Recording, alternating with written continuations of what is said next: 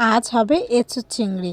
তো এটাকে অনেকে গাছপাঠাও বলে থাকে। তো প্রথমেই দেখো এঁচোড়টা ভালো করে কেটে ধুয়ে নিয়েছি। এবারে মশলাটা আগে রেডি করে নিয়েছি। মশলার জন্য এখানে দিয়েছি টমেটো কুচি, নুন, হলুদ, জিরের গুঁড়ো, লঙ্কার গুঁড়ো, আদা বাটা আর স্বাদ মতন চিনি দিয়ে মশলাটা রেডি করে নিলাম। এবার কড়াইতে বেশ পরিমাণে তেল দিয়ে তারপরে কিন্তু সাদা জিরা আর তেজপাতা ফোড়ন দিয়ে এঁচোড়গুলো দিয়ে ভালো করে কিন্তু ভেজে নিচ্ছি। একটু সামান্য পরিমাণে নুন হলুদ দিয়ে এঁচোড়টা ভালো করে ভেজে নিয়ে তারপরে আলুগুলোও কিন্তু ভেজে নিয়েছি নুন হলুদ দিয়ে লাল লাল করে। এঁচোড়টা ভালো করে ভাজা হয়ে যাবার পর রেডি করে রাখা মশলাটা এতে দিয়ে ভালো করে এবারে কষিয়ে নেব।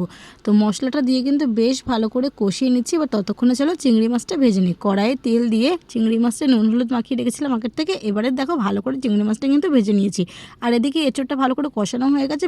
ভেজে রাখা আলুটা এঁচোড়ের মধ্যে দিয়ে ভালো করে এঁচোড়ের আলুটা একটু কষিয়ে নিয়েছি। তারপর দেখো এখানে পরিমাণ মতন জল দিয়েছি। ঝোলটা ফুটে গেলেই উপর থেকে ঘি, গরম মশলা আর ভেজে রাখা চিংড়ি মাছগুলো দিয়ে নামিয়ে দিলে রেডি হয়ে গেল কিন্তু আমাদের এঁচোড় চিংড়ি। এই এঁচোড় চিংড়িটা খেতে কিন্তু দুর্দান্ত হয়েছিল। আজকের রেসিপিটা তোমাদের কেমন লাগলো জানাতে ভুলো না। আর লাইক, কমেন্ট, শেয়ার আর একটা ফলো করে দিও। টাটা।